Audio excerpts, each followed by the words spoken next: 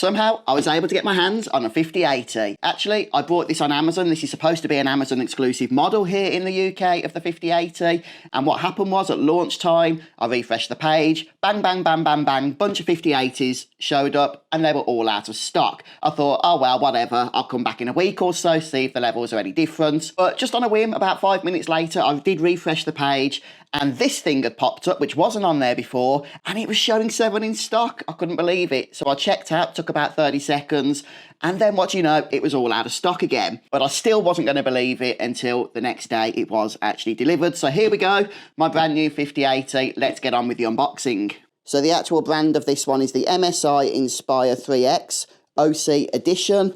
And let's just go straight into the unboxing. I don't expect there's going to be much in here apart from the card itself. And initial impressions are, this is actually a little larger than I expected it to be, considering it's marketed as a low-profile card.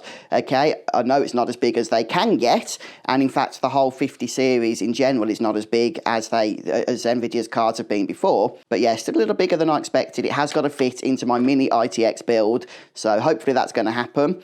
It does have the metal backplate, and I really like the design of this card actually. But yeah, with the standard third-party coolers here, it's what we know and love. We do have the NVIDIA connector as well, so I'm guessing there's going to be an adapter in the box. And in terms of the I/O, you get your HDMI port, 3 display ports.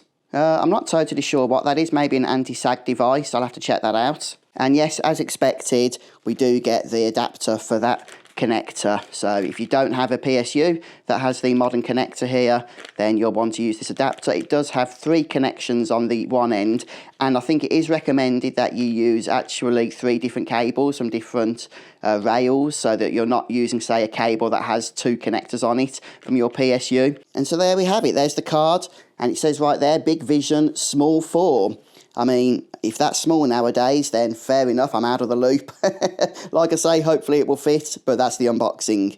So the reviews for the 5080 have been somewhat of a mixed bag, and I think that's putting things kindly. But in my use case, I actually do think it's the right choice, because it's barely more expensive than the 4080. Even though the performance isn't that much of an improvement over the 4080, the mini RTX system that this particular card is going in doesn't have a GPU at the minute, so it just made sense to go for the later model, especially because I will be using this for a mix of gaming but also workflow as well. So in my use case, I do think the 5080 was a decent choice. However, you know, if I was upgrading from a 4080 or a 4070 even, then it probably wouldn't have been worth the money. But let's see how it gets on. Hopefully it's going to fit in my mini RTX build. I mean, it's marketed this particular model that it's supposed to, so we'll see. And I'll bring you an update on that further down the line. Thanks for checking out the unboxing. I'll catch you next time.